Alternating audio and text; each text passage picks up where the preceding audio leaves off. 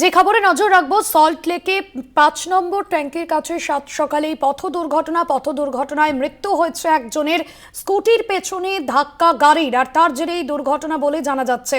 দুর্ঘটনায় মৃত্যু হয়েছে একজনের। সল্ট লেকে ৫ নম্বর ট্যাঙ্কের সামনে পথ দুর্ঘটনায় মৃত্যু হয়েছে একজনের। স্কুটির পেছনে ধাক্কা গাড়ির, তার জেরেই এই দুর্ঘটনা ঘটেছে। পথ দুর্ঘটনায় সাত সকালেই মৃত্যু হয়েছে একজনের। মাথায় আঘাত লেগেই মৃত্যু হয়েছে এমনটাই জানা যাচ্ছে। সল্টলেকের এইচবি ব্লকের বাসিন্দা ছিলেন তিনি, এমনটাই জানা যাচ্ছে। ইতিমধ্যেই উত্তর বিধাননগর থানার পুলিশ ঘাতক গাড়িটিকে চিহ্নিত করার চেষ্টা করছে সিসিটিভি ফুটেজ দেখে। সল্টলেকে ৫ নম্বর ট্যাঙ্কের সামনে পথ দুর্ঘটনায় মৃত্যু হয়েছে একজনের। স্কুটির পিছনে ধাক্কা গাড়ি। বিধাননগর উত্তর থানার পুলিশ সিসিটিভি ফুটেজ দেখে ঘাতক গাড়িটিকে চিহ্নিত করার চেষ্টা করছে। শাকিল মুস্তাক রয়েছেন আমাদের প্রতিনিধি ফোন লাইনে। শাকিল, যার মৃত্যু হয়েছে কি পরিচয় জানা গিয়েছে এবং এখনো পর্যন্ত পুলিশের হাতে কি তথ্য পাচ্ছ? রাতে সল্টলেকের ৫ নম্বর ট্যাঙ্কের সামনে অ্যাক্সিডেন্ট হয়।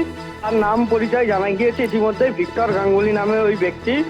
পুলিশের প্রাথমিক যেটি অনুমান, পুলিশ জানতে পেরেছে সল্টলেকের এই এলাকার বাসিন্দা ভিক্টর গাঙ্গুলি। তিনি যখন রাতে স্কুটি নিয়ে বৈশাখীর দিক থেকে বিএফসি ব্লকের দিকে যাচ্ছিলেন, সেই সময় কিন্তু সামনে স্পিড ব্রেকার ছিল।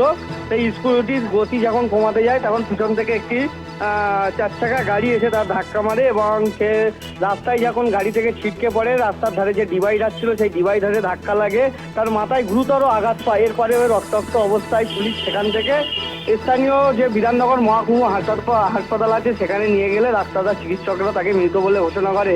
এরপরেই কিন্তু সেই ঘাতক গাড়ির চালককে গিয়ে ইতিমধ্যে যে ওই এলাকায় সিসিটিভি না থাকায় কিন্তু পার্শ্ববর্তী যে রাস্তাগুলি আছে সেই সব সিসিটিভি ফুটেজ কিন্তু ইতিমধ্যে সংগ্রহ করার কাজ চলছে পুলিশের পক্ষ থেকে, এবং এই গোটা ঘটনা কিন্তু তদন্ত করছে বিধাননগর উত্তর থানার পুলিশ।